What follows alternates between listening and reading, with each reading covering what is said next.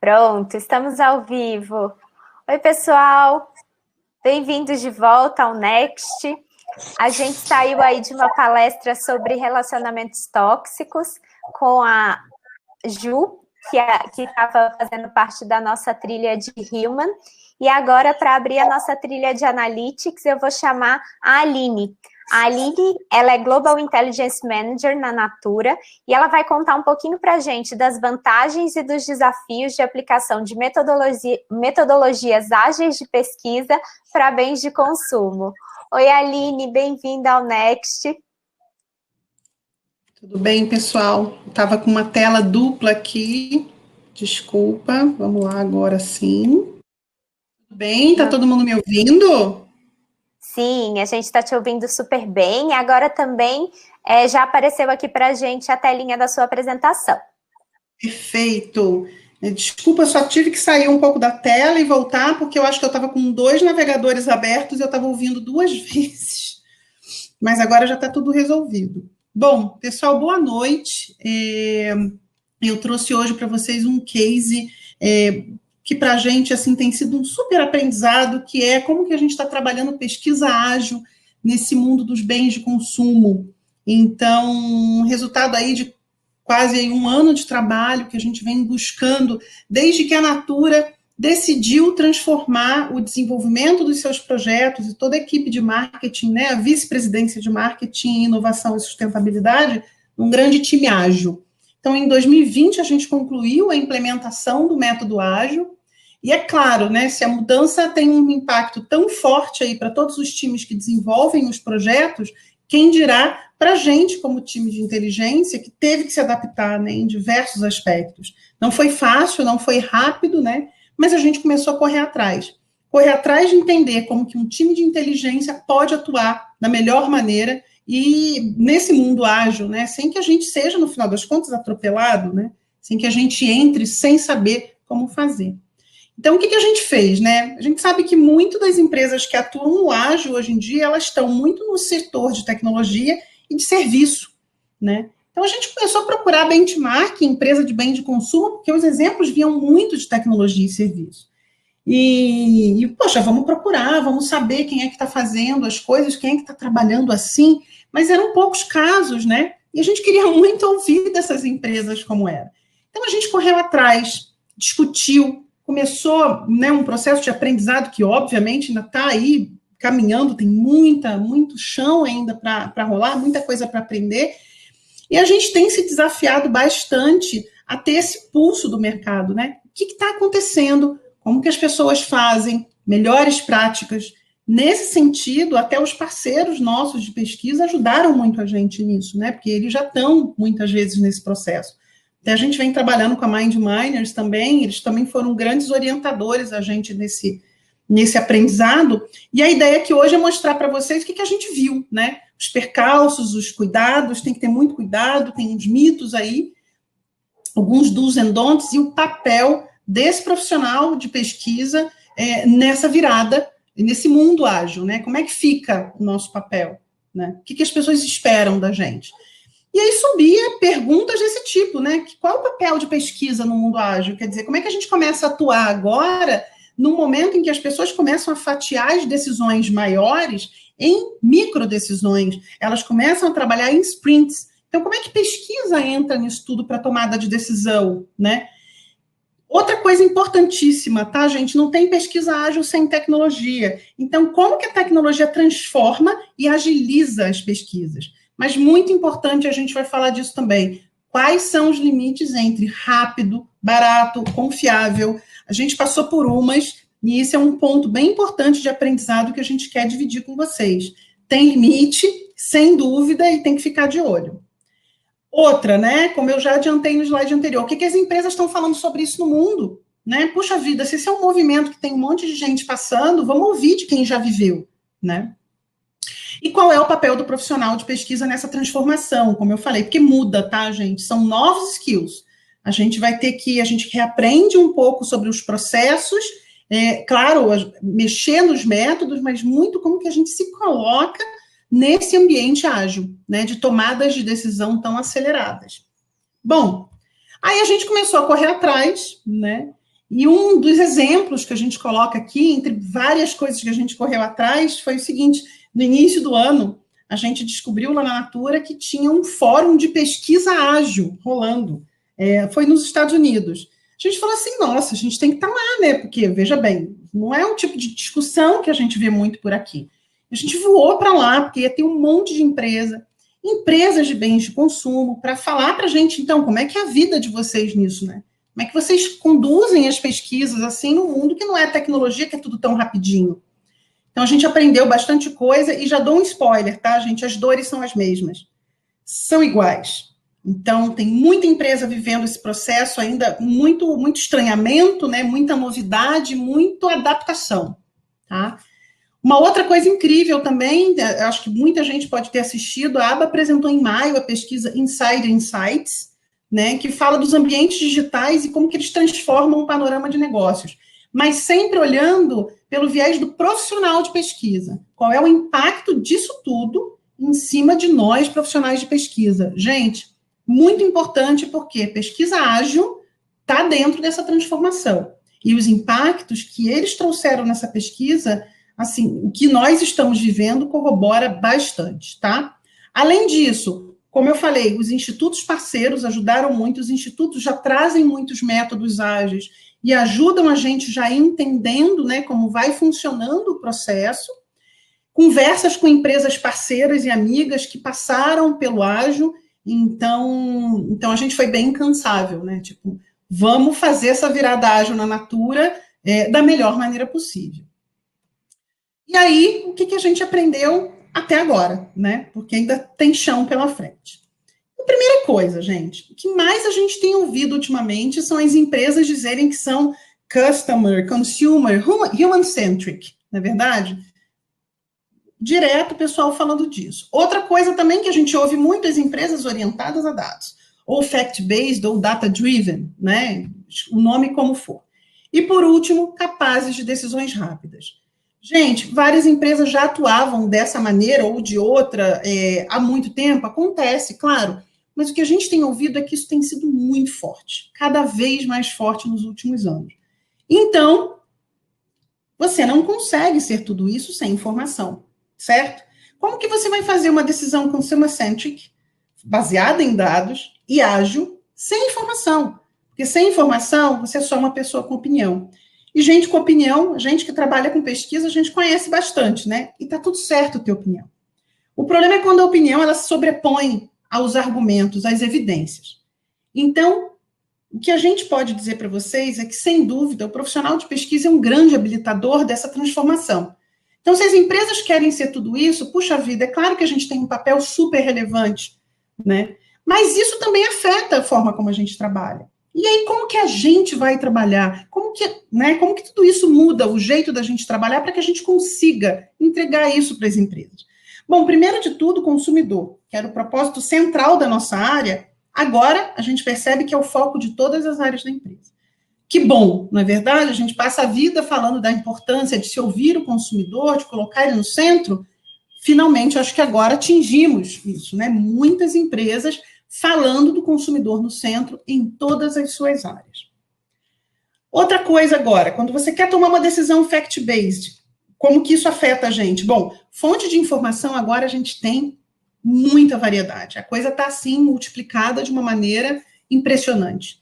E agora não fica só nas mãos da área de pesquisa, tá? Ela está em várias mãos. A gente vai ver que hoje a geração de informação e análise, ela está muito descentralizada nas empresas. Todo mundo consegue acessar, o processo de análise é muito mais democrático, e nem sempre um time de pesquisa é como se fosse o dono, né, da geração de informação, como era no passado. Então, esse é o cenário. E, por fim, para uma coleta de informação ágil, e muitas vezes tem acontecido do it yourself, né, a própria equipe de pesquisa internalizando a operação de estudos, bom, é isso que afeta a gente nesses 3 pontos que as empresas hoje dizem tanto perseguir. Mas vamos ver agora um pouco mais na prática, tá? No dia a dia, como que a gente lida com isso, com os mitos que advêm disso e com, enfim, às vezes uma falta de entendimento dos times com quem a gente trabalha do que é essa pesquisa ágil. Então, pessoal, basicamente, a gente está reinventando a forma de fazer pesquisa. Eu trouxe esse slide e trago mais um ainda no final, por conta dessa pesquisa do Inside Insights da ABA, que foi muito importante, porque eles falam isso muito claramente. O profissional de pesquisa, para manter sua relevância, ele precisa se reinventar. Por quê? Porque são novos contextos, novas demandas, e eles não falaram de ágil puramente. É tudo, a transformação digital faz tudo isso com a gente. A gente tem que se adaptar, a gente tem que adaptar técnicas, né? Obviamente sem perder qualidade, confiabilidade, mas a gente também reaprender, aprender novos skills. E a gente vai falar um pouquinho disso também. Então, basicamente, a gente está com um mundo em transformação, que, sem dúvida, nós, profissionais de pesquisa, somos habilitadores, né? A gente pode ajudar essa transformação que as empresas querem, só que isso muda bastante, impacta muito a nossa forma de trabalhar. Pessoal, então, como é que a gente consegue começar a implementar essa forma de trabalhar com ágil, né? Então, é importante a gente entender que não tem jeito, né? Hoje em dia, para você trabalhar do modo ágil, você precisa de análises e ferramentas de investigação que sejam rápidas. Sim, rápidas, porque hoje em dia você transforma os grandes desenvolvimentos de projeto que durava, sei lá, 1, 2 anos, em períodos menores e mesmo assim em microdecisões. Tudo hoje é fatiado, tal como se prega o ágil, né? Então, a cada sprint, que uma sprint ela pode durar de 1 a 3 semanas. Então, a cada sprint você tem uma tomada de decisão, a cada sprint você tem uma entrega, um pedaço daquela entrega do produto, que lá na frente, no final do tempo, né, vai ser um produto completo. Então, como que a gente consegue ajudar as pessoas nesse tempo da sprint, seja ele de 1, 2 ou 3 semanas, a acionar algum resultado? Bom, temos que procurar ferramentas rápidas.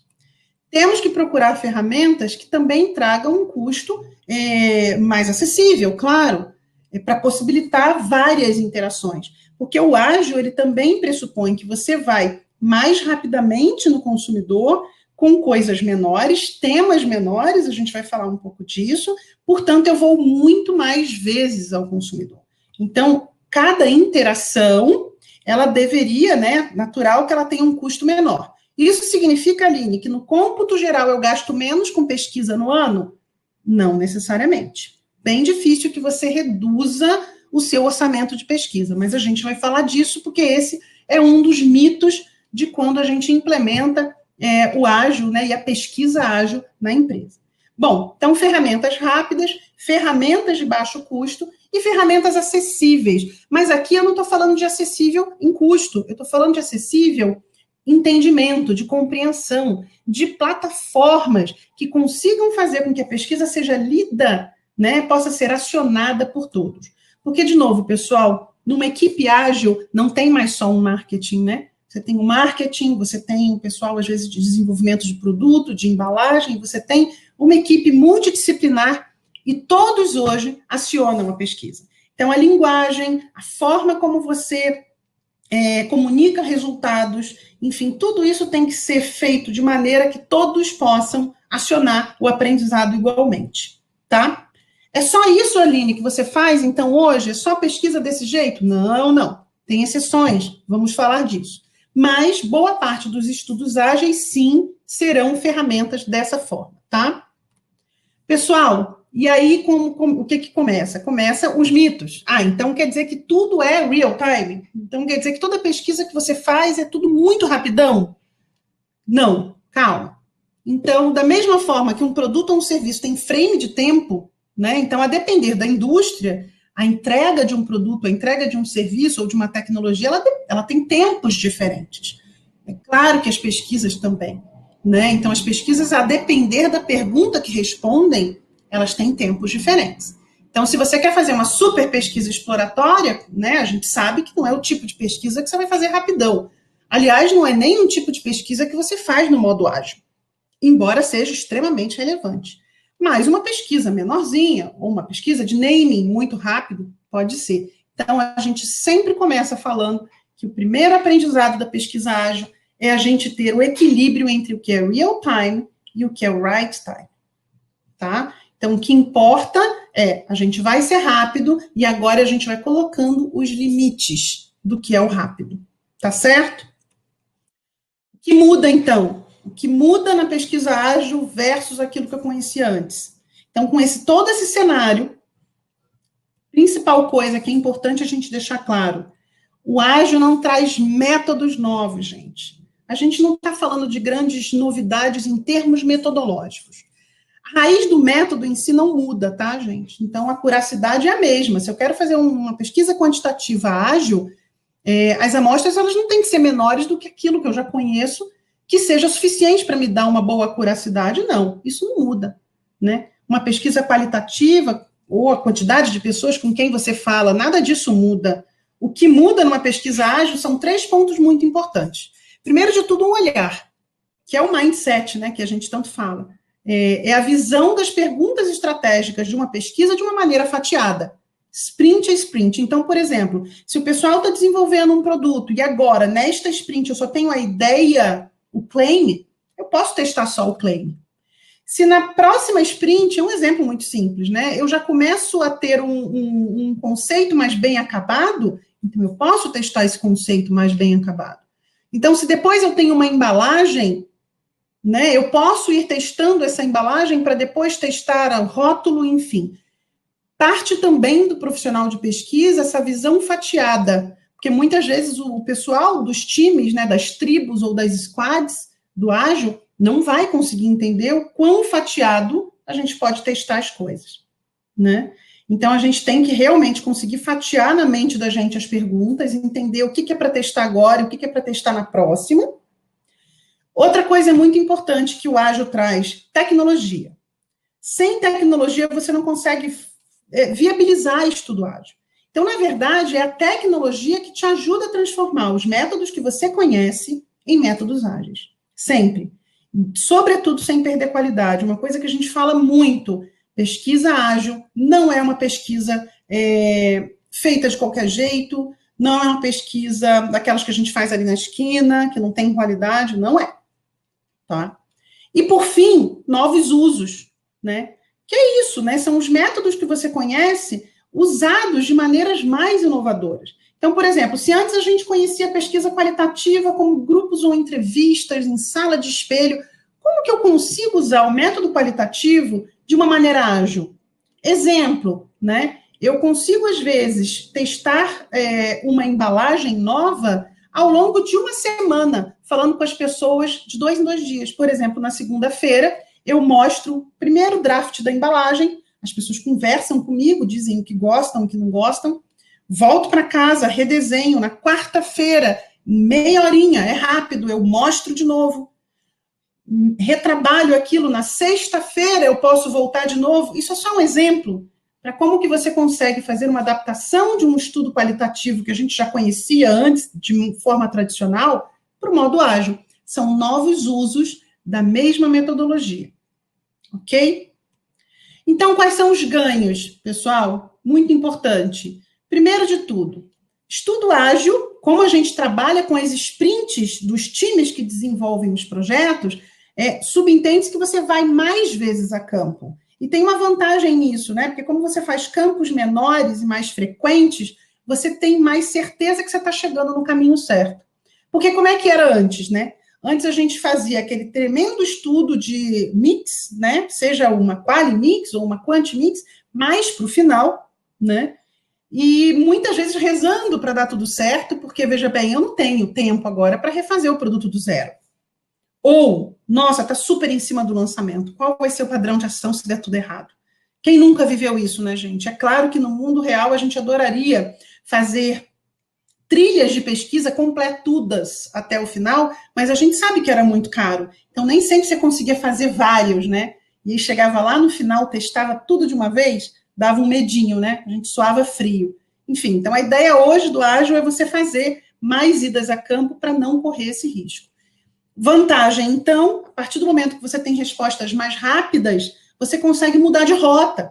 Então, se você descobre que aquela ideia, aquele conceito de produto não está rolando, você consegue mudar muito mais rápido de rota. Você tem menos prejuízo, você não precisa ficar insistindo em fazer aquilo funcionar. Você tem tempo, né? Porque você ainda está nas etapas iniciais de repensar, eventualmente, toda a ideia que você está testando. Então, de fato, com isso, as decisões são mais fact-based, então isso é um super ganho, e a gente tem sentido muito isso na empresa, então, de fato, a gente está conseguindo trazer evidências do consumidor, evidências dos nossos públicos, a gente tem um público de consultora também, que é super relevante, e a gente usa, testa muito, né, fala muito com elas, então a gente consegue realmente trazer mais evidências, né, desses nossos públicos. E, por fim, envolvimento e ownership de todos, tá? A gente não fica mais só com o time de marketing, agora é o time do projeto. E o time do projeto, como eu disse, pessoas multidisciplinares. E é incrível, pessoal, é um ganho interessantíssimo você trazer todo mundo para essa conversa. Você começa a entender também melhor dos produtos, né? Ter pontos de vista fora até do marketing. Então, a vantagem de você ter esse envolvimento é você aprender também com eles e você ouvir mais pessoas de outras disciplinas, outras especialidades. Isso é uma coisa muito legal, não acho? Mas os desafios, e assim, a gente vai bater muito na tecla, porque a gente teve bastante trabalho de ensinando as pessoas dentro da empresa, e eu acho que é natural, é uma mudança mesmo de visão. E, enfim, ainda estamos no desafio, né? Todos os dias a gente se desafiando a explicar para as pessoas que é rápido, sim, mas é rápido até onde me permite a curacidade de resposta. Então, gente, o que mais acontece, o pessoal fala assim, nossa, eu preciso fazer uma pesquisa, gente, eu tenho um dia. Eu falo, pô, peraí, calma. A gente até consegue fazer algumas coisas em 3, 4 dias, mas um dia, gente, pelo amor de Deus, também aí é zero planejamento, né? Então, a gente sempre conversa que é o seguinte, gente, peraí, se o tempo que você tem é zero, então também vamos rever o planejamento, porque a sprint não é de um dia, né? As nossas sprints costumam ser de 2 ou 3 semanas, então, calma. Então, esse é um cuidado, a gente fica desviando, né, tentando explicar para o pessoal. Outra coisa também que vem muito, muito, quando você implementa o ágil nas empresas, uso de times internos. Vamos fazer a pesquisa aqui com o pessoal. Vamos ali na área de não sei quem, tem umas 30 pessoas lá, a gente fala tudo com eles. Gente, a gente quase morre. Não tem problema usar time interno, tá? Mas a gente discute que tem que ter critério. Tem que ter critério e tem que ser situações muito específicas. Eu acho assim, se é uma ergonomia de uma embalagem, a pegada da embalagem, o uso, se a tampa abre bem, se o rótulo é legível, tudo bem, né? Somos todos seres humanos, se a embalagem cair da minha mão é porque realmente tem um problema. Não faz diferença se eu vou testar em São Paulo, Recife, com um consumidor de uma marca ou de outra, mas se cair da mão, não importa, né? Então, posso usar o time interno. Mas para mais coisa do que isso, tipo, se a minha embalagem está legal, se a minha rota de comunicação ou o meu conceito de um produto está bom, não recomendamos. E vou te dizer, muitas vezes é difícil a gente parar, né, o ímpeto do pessoal de usar os times internos para agilizar as coisas. Outro ponto também, grau de certeza. Eu gostei muito desse termo, Minimum Viable Insight, que é o seguinte, o quanto de certeza você quer ter de verdade para tomar a decisão? Cuidado para não ficar procurando 100% de certeza, porque senão você fica travado, engessado. Então, é um equilíbrio. Estamos indo a campo algumas vezes, estamos aumentando o nosso grau, né, de certeza, reduzindo o risco, mas cuidado para não ter excesso, para não falar assim, nossa, eu não vou enquanto isso aqui não for provado por 100% dos consumidores, então não, eu vou de novo. Não, você não vai 35 vezes a campo, porque calma, senão a coisa também não anda. E custo zero, outro tema seríssimo dentro das empresas. Elas começam a achar o seguinte, agora eu não preciso mais botar dinheiro para fazer pesquisa, porque vai ser tudo feito interno, tudo muito rapidinho, e a gente se fala, não. Mesmo com interações curtas, baratas, várias pesquisas menores, não importa, porque elas são mais frequentes, então quer dizer, eu tenho mais quantidade. Então, a gente já aprendeu isso, gente, dificilmente o budget vai se reduzir. Não tem redução de budget, tá? Porque cada pesquisa pode ser menor e mais barata, mas são muitas idas a campo. Não reduzam o budget achando que vai ser tudo baratinho, porque não é necessariamente isso. Então, pessoal, aqui, lá a gente falou dos cuidados na pesquisa, Mas agora também é muito importante a gente entender como é que afeta nossos processos, nossos planejamentos, tá? E isso a gente aprendeu na prática esse ano. Por exemplo, eu tinha um cenário previsível, né, de que eu vou fazer o teste X, o teste Y, o teste Z, e agora o cenário é de mudança. Porque como as pessoas usam a informação que chega para mudanças de rota, porque como agora a gente tem mais padrão de ação, tudo muda mais, né? Mas no final é bom, porque no final você está levando uma coisa cada vez mais perto, né? Cada vez mais dentro do que o consumidor deseja. Se antes eu tinha protocolo estruturado, né, e conhecido, agora você tem pesquisas muito mais customizadas, né? Como eu falei lá da Quali, eu posso fazer várias sessões com as mesmas pessoas, eu posso fazer várias sessões com pessoas diferentes, ou as quantes, eu vou uma, eu vou duas, eu vou três vezes, então os protocolos agora são mais customizados.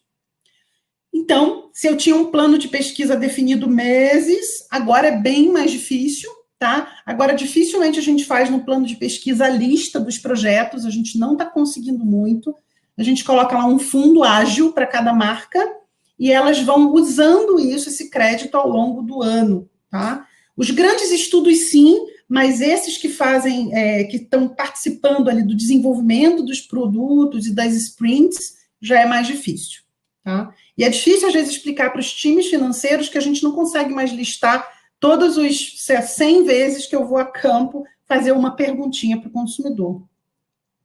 Então, se antes eu também tinha um diagnóstico que passava por uma validação, na maior parte das vezes, hoje é tudo muito mais co-construído.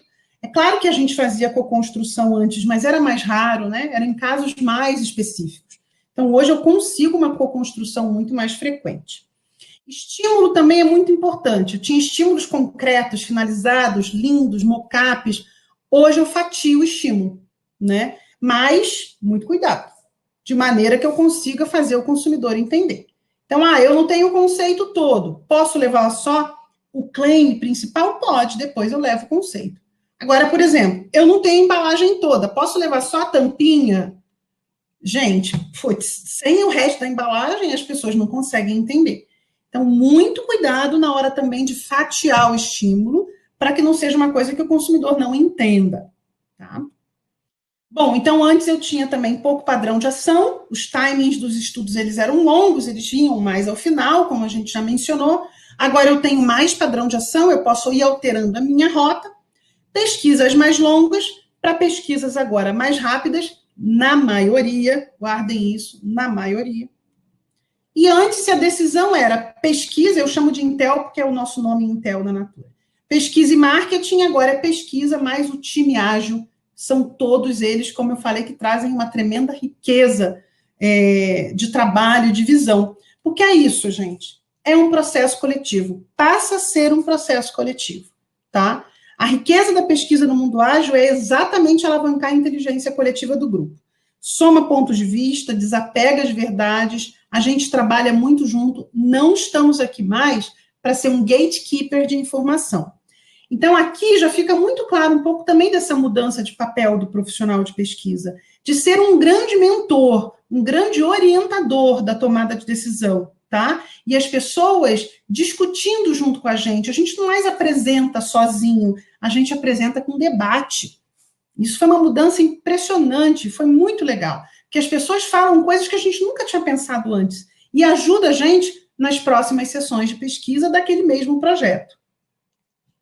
E aí, alguns exemplos, né, que eu trago para vocês, dava para, né, ficar uma hora aqui ainda falando sobre vários exemplos, mas algumas coisas que a gente tem feito lá na Natura.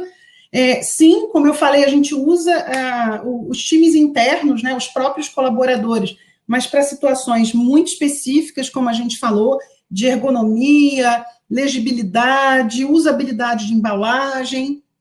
A gente usa os estudos online qualitativos, como eu falei, ou one-shots ou em sprints de co-construção. Isso tem sido muito interessante e é tudo muito rápido, né? Porque muitas vezes são várias entrevistas, ou a gente faz com tríades também. Dificilmente a gente tem feito grupão, tá? Mas pode rolar, mas não tenho feito tanto grupão. Mas é isso, ou em sprints de co-construção, que tem ajudado bastante. Painéis e comunidades online quantitativos, a gente tem usado bastante, com interações bem frequentes, para refinar e validar materiais. Então, tem sido muito rápido, traz resultados, sei lá, em 5 dias, enfim. Ajuda a gente, porque fica dentro de uma sprint, então é ótimo também. Para comunicação a gente também tem usado a Quali muito para refinar a rota criativa, um pouco nesse esquema aqui dos grupos de entrevistas em sprints. A gente fala um pouco da tensão humana que a gente está desenvolvendo naquela comunicação, no outro dia a gente já mostra um draft do roteiro, o que não ficar bom, no outro dia a gente já discute e você sai em uma semana com uma rota criativa que já dá para a gente desenvolver, ou você parte para uma pesquisa quant, de pré-teste, ou, enfim, a depender do tamanho da campanha, você decide quais são os próximos passos. Mas como passo inicial de rota criativa tem sido muito legal. E no pós-lançamento, a gente tem feito uns trackings, ou com bases de consumidores internos, né, pessoas que se cadastram até no site e tudo mais, ou até com um painel online, onde a gente já deixa um questionário mais ou menos pronto, num modelo que todo mundo pode usar, as pessoas adaptam, né, a depender do produto, ou do claim do produto, mas fica aquilo lá e é um resultado também que sai muito rápido e você já consegue ter já o pulso do consumidor em cima do seu lançamento. Então, são pesquisas, gente, que a gente tem feito bastante, e a gente aprendendo também on the go a criar, né, alguns modelos para ficar pronto, para facilitar todo mundo usar. Outras coisas também, gente, que facilita a pesquisa ágil muito. Temos feito muitas coisas do it yourself com alguns fornecedores, então, onde a programação do questionário e a análise, eles são internos, tá? Acontece, não tudo, mas sim, nós temos, principalmente para aquelas investigações mais rápidas, ou às vezes o fornecedor traz um reporte mais simplificado, tá? Ou em Word ou em PPT, às vezes não tem apresentação formal, a gente foi se desapegando disso para agilizar o processo, tá? E muitas vezes a apresentação, a gente mesmo de pesquisa leva para o time, né, interno lá da empresa, e faz já um debate em cima do resultado. Essa também é uma coisa que tem funcionado muito bem. Tá bom? Então, você faz alterações também até nessa relação com o seu fornecedor para agilizar tudo, tá? E aí, gente, como eu falei, né, nem tudo, calma, nem tudo é tão rapidão. Pesquisa tradicional continua existindo no mundo ágil? Sim, sim. Há perguntas que demandam respostas complexas, pessoal, e disso a gente não consegue, não consegue viver sem. Então, mudou o ágil, virou para o ágil, eu não tenho mais pesquisa em ponto de venda? Opa, quem disse que não? Temos, né? Agora não temos, né? Durante a pandemia, naturalmente não, mas o que a gente sabe é que mesmo dentro do ágil, a gente vai continuar tendo a necessidade de fazer observações de consumidor em pontos de venda, né? Ou ter alguns estudos de manuseio, né? E uso de produto onde eu precise observar. Porque o uso de produto por si mesmo, a gente já está conseguindo fazer no modo ágil com institutos que mandam o produto para a casa das pessoas, então isso já está funcionando super bem. Mas, eventualmente, eu preciso observar o manuseio. Tá? Algumas jornadas de cocriação também podem funcionar melhor ao vivo, né? E testes de embalagem ou materiais que a gente não consegue com imagem, detalhes da embalagem que a gente não consegue passar por imagem. Então, assim, é só para a gente lembrar que há situações onde mesmo os times ágeis precisam compreender que os estudos não são tão ágeis assim. Tá? E por isso, o desafio constante da gente é a busca pelo repensar, gente. Não tem sossego. A gente está o tempo todo repensando formas, né, de trazer o aprendizado para dentro de casa. Como que eu faço isso ágil, mas, poxa, legal, com conteúdo, com acuracidade. Então, como é que eu recomendo a melhor abordagem para atender o timing e a profundidade que eles precisam? Buscando agilidade, não só também no campo, né, mas também como é que eu planejo isso e analiso isso mais rápido? Ou então, trazendo essa eficiência entre ter um monte de interação e o budget que eu tenho, né? Preservar a pesquisa, né? A gente falou disso, da acuracidade, de fazer direito, de fazer uma coisa legal. Muito importante, garantir parâmetros sem engessar. Obviamente, você pode customizar, mas preservar a pesquisa.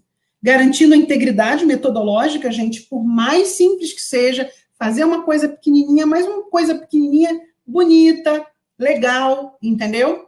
E garantir que a gente está levando os melhores estímulos, que era aquela história do tipo, cuidado com o quanto você vai fatiar também, né? Porque senão o pessoal não entende nada, né? Então, preservar e, por fim, fazer uma gestão que busque traduzir a voz do consumidor, mesmo quando os times têm pouca familiaridade. Então, aqui é aquela parte que é importante você conseguir trabalhar a pesquisa para que o time multidisciplinar inteiro entenda aquele negócio, né? Porque se não entender, eles não conseguem uma tomada de decisão, porque agora você não fala mais só com marketing. E atuar como um parceiro estratégico. Importantíssimo o papel do profissional de pesquisa nesse mundo do ágil. Se você não é o único dono de todas as análises que saem da empresa, porque tem um monte de fonte de dado, então você tem que ser o parceiro estratégico, o orientador, o conselheiro, o mentor e, inclusive, participar ali um pouco da realidade daqueles times para que você levante as perguntas. Porque não é só você ficar recebendo os briefings, é você chegar numa sprint e falar, poxa, a gente poderia perguntar isso para o consumidor, porque tem coisa que nem o próprio time se toca. Então, poxa, vamos perguntar isso? Vocês não acham que essa resposta podia ajudar a gente a andar com esse projeto com um pouco mais de segurança? Então, é isso. A gente também pode muito sugerir as coisas. E aí, pessoal, eu trago agora esse slide do estudo da aba, que resume bastante o que é esse desafio do profissional de pesquisa atual nesse mundo do ágil. Então, olha, funciona perfeitamente. Bom, mudança de mindset, já vimos a necessidade, né? Entender que agora as decisões, elas vêm fatiadas e que as interações com o consumidor precisam, né, ser repensadas no seu formato. Tem uma parte de reskilling que eles falam que é muito importante, porque é o seguinte, a gente tem que aprender formas novas de falar dos aprendizados da pesquisa, formas de ensinar as pessoas a lidar com esse dado, lembrando que a gente não fala mais só com o time de marketing, né? A gente fala com a equipe toda de uma tribo ou de uma squad. E tem os hard skills. Então, bom, se eu tenho que fazer aprendizados, novos skills pessoais e sociais e emocionais, tem os hard skills também, que é você aprender a lidar com uma programação de um questionário, com uma análise de um dashboard, quer dizer, enfim, para que, né, se tem alguém que é mais especializado num ponto da pesquisa do que em outro, agora não tem mais jeito, agora a gente precisa se entender com a tecnologia e usá-la a nosso favor, tá? Então tem bastante coisa aí que a gente tem que se manter sempre atualizado para conseguir andar junto com essa transformação. O reinventar a forma de fazer pesquisa, como a gente falou tanto, né? Que não são novos métodos, mas é um novo olhar, é o olhar da tecnologia, dar novos usos para a coisa, sempre ter essa mente aberta para pensar o tempo todo e customizar o tempo todo de acordo com a necessidade dos times. E, acima de tudo, pessoal, entender que a gente pode retomar esse protagonismo, né? Que a gente pode ser esse mentor, esse conselheiro, essa pessoa que levanta as questões e que não é só um fazedor de pesquisa ágil, mas sim um orientador nessa tomada de decisão, que cada vez mais sendo fact-based, colocando o consumidor no centro, puxa vida, era tudo que a gente queria. Então, por que não a gente se tornar mesmo esse mentor na tomada de decisão da empresa? Então, tem tudo para a gente ter esse protagonismo, mais uma adaptação constante, tá? E aí eu sempre trago essa frase, que é: a pesquisa é ver o que todo mundo vê, mas pensar, né, concluir aquilo que ninguém pensa. E esse é o nosso papel, né? Papel de olhar além, de continuar, enfim, trazendo esse olhar ampliado para os times com quem a gente trabalha, né? É isso. Obrigada. Eu acho que eu estou dentro do tempo, né, gente? Me avisa. Eu deixo meu contato. Quem quiser bater um papo ainda, isso aí gera muitos cafezinhos virtuais. E eu quero saber se vocês têm perguntas. Isso. Aline, muito obrigada. Foi uma aula. O pessoal aqui está comentando no chat. E aí eu fui selecionando algumas perguntinhas para a gente continuar a conversa.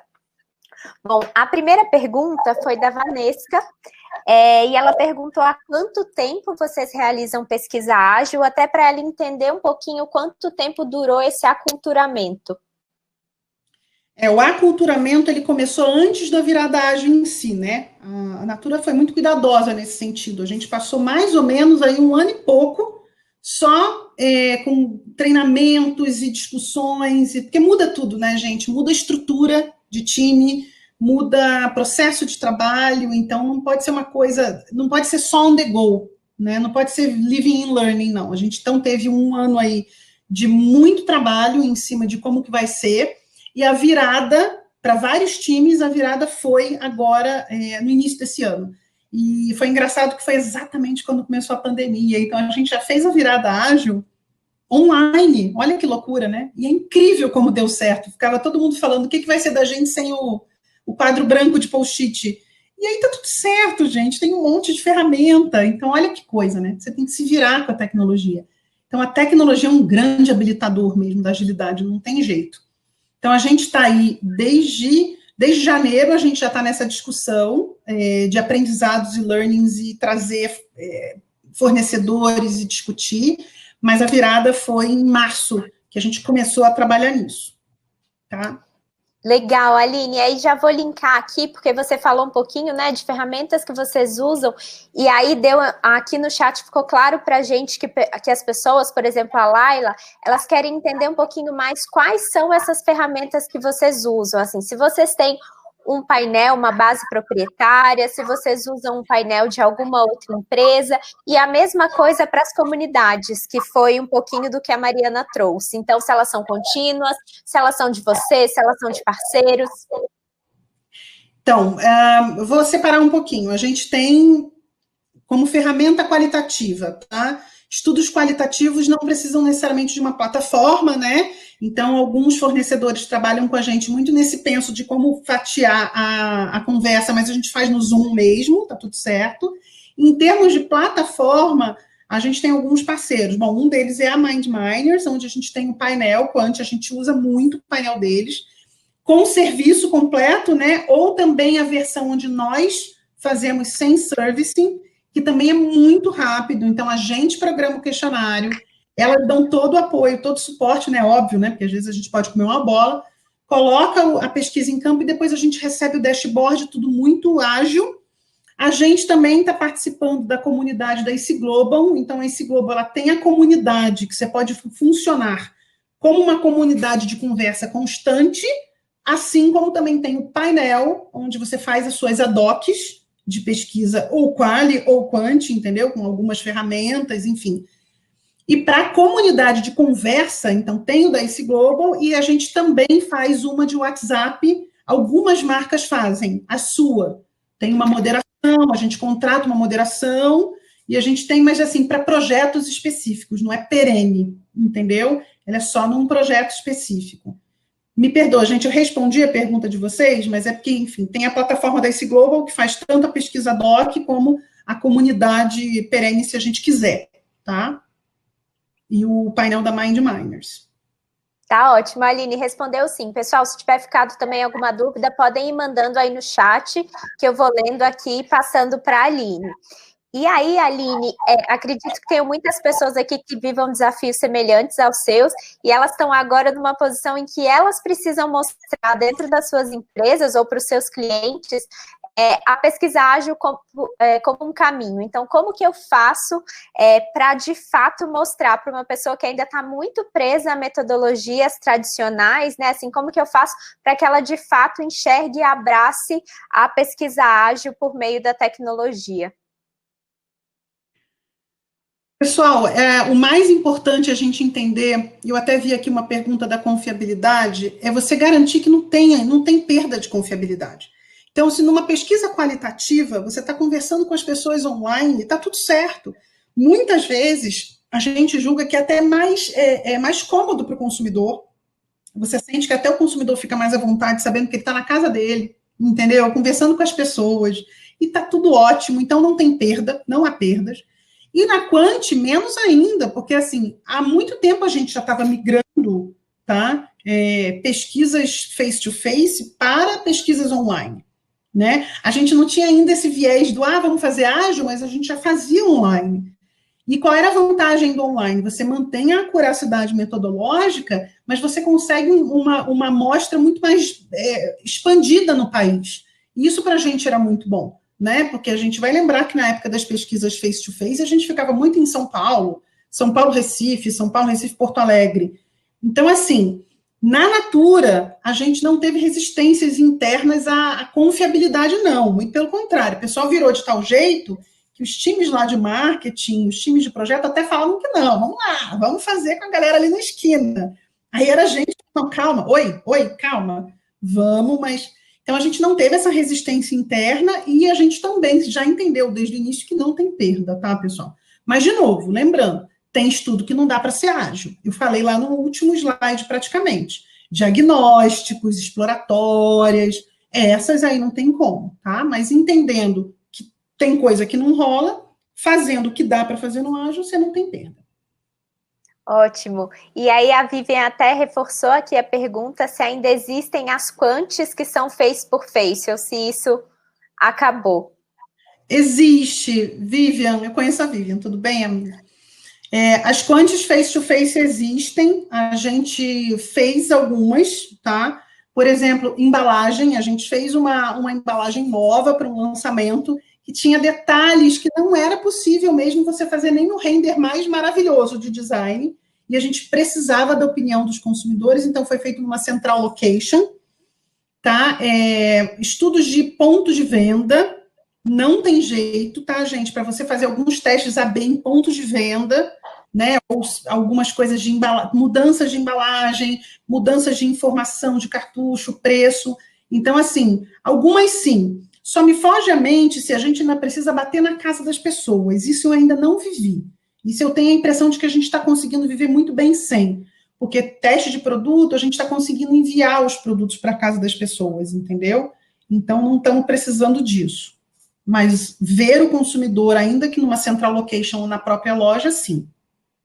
Ou numa co-construção, tá, gente? Eventualmente há co-construções que são melhores ao vivo. Tá ótimo. Bom, e a Laila, ela fez uma pergunta em relação aos relatórios. Se vocês continuam trabalhando com os relatórios para todas as pesquisas, se vocês adaptaram um pouquinho esse formato, então, como que tem funcionado essa entrega? Sim, olha, a gente procura muito e a gente sabe que isso é um desafio, tá? Até quando a gente foi conversar no fórum ágil que rolou lá nos Estados Unidos, as empresas falaram muito isso para a gente. Elas falaram, gente, a gente é muito pressionada a nem fazer relatório, mas isso é um problema. Né? O pessoal de pesquisa falava isso, mas isso é um problema, porque depois a gente não consegue documentar o aprendizado daquele desenvolvimento todo. Então, o que a gente já veio para dentro da Natura com esse pensamento? Tudo tem relatório, gente, por mais simplesinho que seja, tá? Pode ser um doc de Word, não tem problema. Se não fica lindo e maravilhoso, não tem problema, mas a gente documenta, tá? Nem que seja no e-mail, no Word, a gente guarda tudo nas pastinhas lá do projeto, mas a gente recomenda muito você dar um jeito de documentar, tá? Mesmo em formatos simplificados. Perfeito, Aline. E aí, a Nani enviou aqui uma pergunta de quando vocês estão buscando esses parceiros de pesquisa ágil, qual que é o perfil que vocês esperam, né? Assim, o que vocês esperam desse tipo de parceria, desse tipo de fornecedor? Então, a gente ainda está aprendendo também, né? Até assim, bom, de cara, o que a gente espera é que, de fato, as pessoas tenham ferramentas que possibilitem tanto a visão com o serviço completo, tá? Porque assim, nem tudo dá para ser faça você mesmo. Então, esse é um cuidado muito importante, porque senão a gente fica meio atolado naquilo, né? Então, de novo, faça você mesmo para coisas mais rápidas. Então, a gente tem que ter parceiros ágeis que também sejam flexíveis nesse sentido. Olha, tem hora que eu vou querer um serviço completo, rápido, né? Óbvio, mas assim, montagem de relatório, obviamente. E tem hora que vai ser uma coisa mais faça você mesmo, ou você consegue customizar essa ferramenta, quando eles têm ferramentas específicas, você consegue customizar para variados níveis de profundidade, por exemplo. Às vezes eu não quero uma pesquisa completa. Então, o que a gente percebe muito é que os fornecedores, eles trazem tanto a possibilidade de você fazer o pesquisão, como pegar 3 ou 4 métricas daquela pesquisa grande e transformar numa versão ágil que sai em 2, 3 dias. Então, ajuda muito a gente, né? É você ter essa possibilidade de customizar esses essas ferramentas que eles trazem, né? Uhum. Aprendendo muito também na vida aqui agora, o que está valendo a pena, né? Então. Tá ótimo. Aline, foi excelente. A gente está aqui com um tempinho estourado, então eu queria te agradecer. Agora, pessoal, a Aline ela vai também para a aba de sessions e aí aqui pedindo desculpa para vocês. A gente sabe que a gente teve um probleminha com a session da Juliana, que ela não conseguiu entrar com o vídeo. Então, para quem tiver interesse agora, as duas sessões vão estar disponíveis, tanto a da Aline quanto a da Juliana, para responder as perguntas de vocês. Como a gente estava falando aqui um pouquinho sobre pesquisa ágil, eu deixo também o convite para que vocês visitem a aba de Expo. Lá dentro vocês vão poder conhecer um pouquinho mais sobre as nossas soluções, a nossa plataforma, o nosso painel de respondentes, para até ver um pouco na prática do que a Aline trouxe aqui de vivências aí da Natura. Então, eu vou pedir para a Cris, então, também entrar lá, que eu quero respondê-la sobre os estudos exploratórios. Eu vi aqui, Cris Michelassi. Isso.